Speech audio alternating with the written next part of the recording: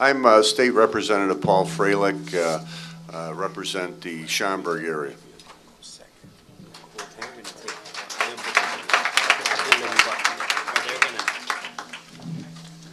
Okay, Representative, would you introduce yourself? Since you just came in, we were just introducing the committee members before we get started.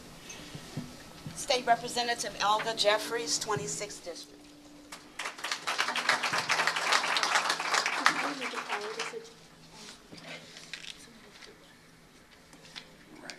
Okay, we're going to go ahead and open up the subject matter here, and I just want to say it's time sensitive, and the people I introduced you earlier, Laurie Joe will be helping me keep the time. Go right ahead, sir. Thank you so much, Representative Washington and members of the Prison Reform Committee. My name, as you've heard, is Locke Bowman. I am the legal director of the Roderick MacArthur Justice Center, which is a public interest law firm located at Northwestern University School of Law, where I am also on the faculty.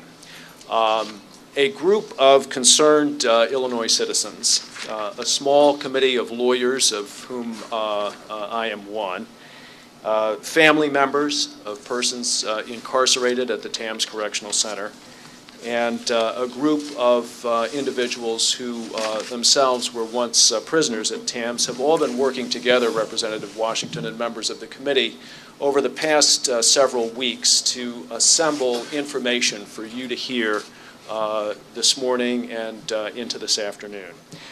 We look forward to presenting the information that we have developed to you this morning. And I have been assigned the role of laying out for you some of the themes and issues that we will be touching upon over the course of the testimony. We are concerned.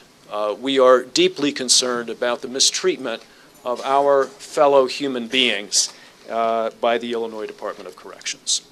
Persons confined at the Tamms CMAX, that is the controlled maximum security portion of the Tamms Correctional Center, as you will hear, are subjected day in and day out to extreme sensory deprivation, to isolation, locked in stark white cells for 23 hours a day, no human touch. This is an institution that was designed, that was manufactured with the deliberate intention of making the facility harsh in the extreme. A number of witnesses, among them Dr. Terry Coopers, who you heard from a few moments ago preliminarily. Dr. Coopers is a forensic psychiatrist who is very familiar with Tamms. He has visited there and he has reported on it in connection with litigation. And he will talk about the potentially very damaging effects on the human psyche of this type of long-term confinement. This year, as you know, marks the 10th anniversary of the opening of the Tamms CMAX. And so it is an appropriate occasion, representatives, to reflect upon whether this particular prison has any value, whether it is an institution that the citizens of Illinois should want to have operated in their name, whether the Tamms controlled maximum security prison is accomplishing what you, the legislature, and we in the public were told it would accomplish when it was opened in March 1998, whether, in fact, the prison is being operated in such a way as to violate the human rights of the men confined there, and, in fact, whether confinement in Tamms constitutes the infliction of torture. The General Assembly, the public, the men being transferred to Tamms in 1998, all were told that Tamms would be shock treatment for prisoners within the Department of Corrections who had assaulted other prisoners or who had caused other prisoners to be assaulted. Those transferred to Tamms would face the harshest possible regime that they could face, consistent with the Constitution and international human rights standards, for a period of no more than 1 year. And then they would be returned to general population. That's what everyone was told. 10 years later, we know Tamms has not been operated in this fashion. As you have heard, over 100 men who were transferred to Tamms in 1998 are still confined there 10 years later and the time continues to count down. This morning, you will hear from men who spent 5 years, 6 years, 9 years at Tamms CMAX before being released. This, obviously, is a breach of the explanations and the promises that were made when this prison was open. Confinement in these conditions that I've described and that you will hear about in the course of this hearing. One prisoner says that confinement at Tamms is being like locked in the bathroom. Confinement in these conditions for years on end is more than unjust. It threatens to cause serious psychological damage to the prisoners. It induces rage. It produces despair. It produces suicide attempts and suicides. It causes serious mental illness. It is counterproductive.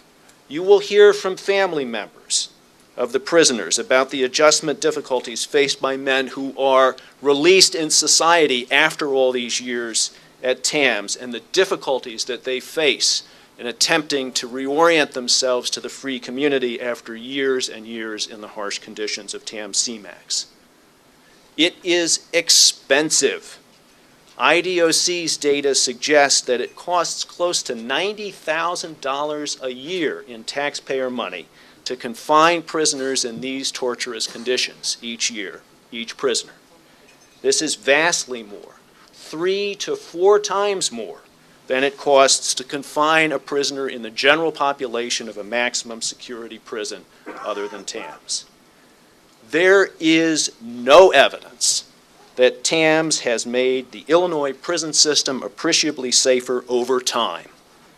IDOC would like you to believe that it has, but there are not the data to back up that claim.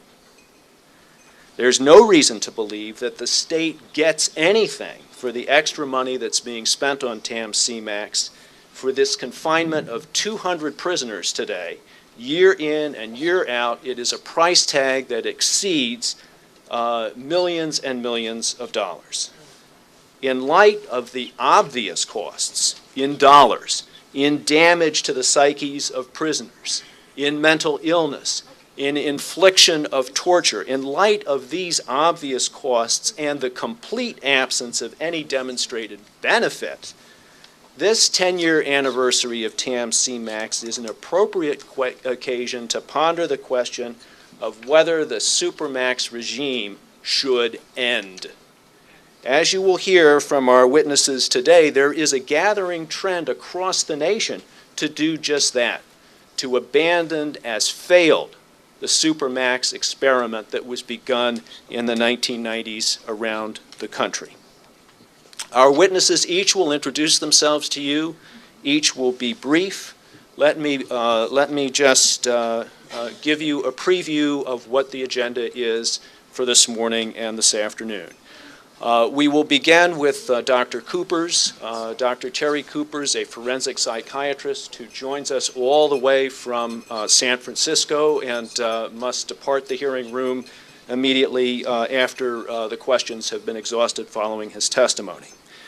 Dr. Coopers will be followed by a number of former Tamms prisoners, including Reginald Berry, Darrell Cannon, and several others who are here this morning.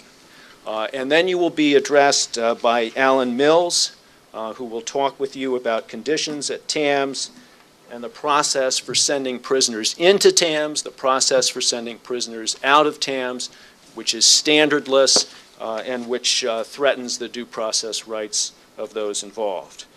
You will hear from 2 researchers, Kristen Cox and Nicole Jurek, who have conducted a survey of Tamms prisoners and will report on their findings.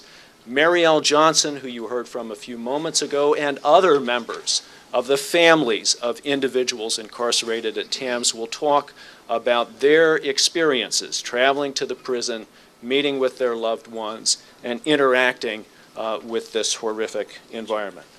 Malcolm Young, the executive director of the John Howard Association of Illinois, which is an organization charged, as you all know, with monitoring our state's prison, will talk about his findings, the findings of the John Howard Association, upon their tours and reviews of the institution. Jean McLean Snyder will talk about the national trends involving Tamms, involving supermax prisons and the movement away from this type of confinement. Thank you, members of the committee, for being here and for your attention. We know your time is valuable, and so we're going to proceed through this very expeditiously. And with that, let me give you Dr. Terry Coopers. And as he